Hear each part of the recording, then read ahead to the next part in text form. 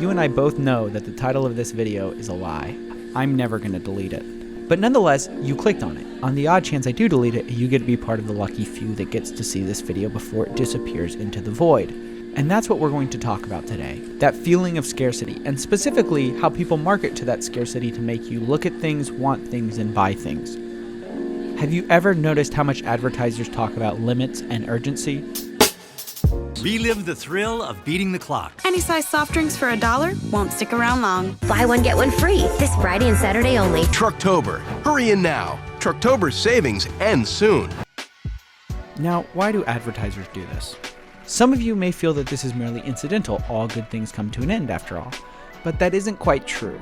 Companies deliberately want to send you the message that this incredible deal won't be here for long. Because the reason we want things, the reason we buy things, often has very little to do with the product and everything to do with how the ad makes us feel. And selling scarcity is all about making you and I feel like we've been given opportunity. Opportunity is not the same as being given a choice. Opportunity is a choice, but it has a special component. It's a time-bound choice. It has to be seized. It won't be there for long. It forces action. You can have this product at this specially discounted rate, but the deal ends this weekend. It forces you to say yes or no to a deal, because inaction is a choice.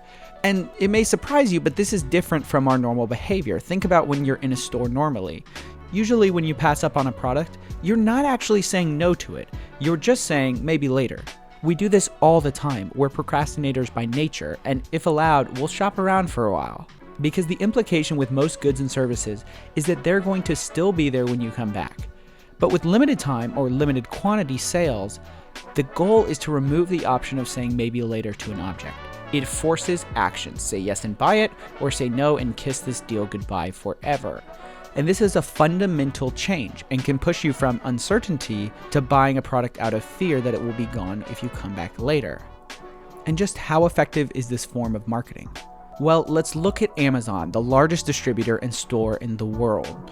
What does the most successful store do when it puts on huge sales? It puts scarcity marketing to work. And from two different angles. Look at this. This is not only a limited time sale, and it's not only a limited quantity sale, it's both. And when it's done, it's done.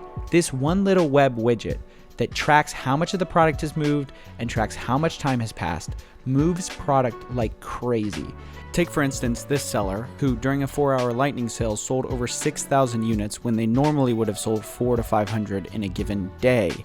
That's a 1,300% increase in sales for taking 20% off the price and putting it on the lightning page. Or to put that in business speak. So what does consumer psychology have to say about this? Well, there's reactant theory and there's commodity theory. Reactant theory, developed by Jack Brim, says that when an individual's freedom to engage in a specific behavior is threatened, the threatened behavior becomes more attractive. This is why, for instance, when politicians mention gun control, ammunition flies off the shelves, because gun owners are worried about their future ability to buy it. It's also why this video title is so provocative, because I'm threatening to take it away from you.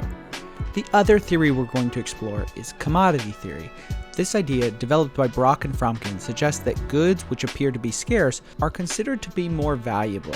This is the idea behind diamonds, which are actually not rare at all, but due to a very tightly controlled supply, have artificially sustained a high price point. So when marketing companies tell you that something is ending soon, they're trying to artificially restrict the supply to raise the value in your mind. Now, I think a mixture of both of these theories come into play in shaping how we respond to perceived scarcity, but either way, scarcity plays on our ancient impulses to take advantage of limited resources. And this idea hits particularly close to home for me because, as some of you know, I work a sales job, selling houses as my main 9-to-5 job. And when we run promotionals, we do it to generate this exact kind of feeling I've been talking about. Because when people want to take their time and mull over a decision, it can lead them to buying nothing at all. So to get a positional advantage, we run promos periodically to get the leverage to say, enough thinking, it's time to make a decision. I mean, you do want to take advantage of this big sale, don't you? In reality, is there any reason the houses should be less expensive that month? No, but we want people to think there is because it creates urgency. Our reaction to scarcity is a powerful force in advertising and marketing. It plays on one of our most fundamental instincts, to not miss out on opportunity. And this bias is exploited constantly by businesses who use advertising and marketing tactics to create artificial scarcity. So, just as a rule of thumb, if you live in a developed country where abundance is the norm rather than the exception, you can begin to safely make the assumption that if someone is telling you supplies are low, they're probably trying to sell you something.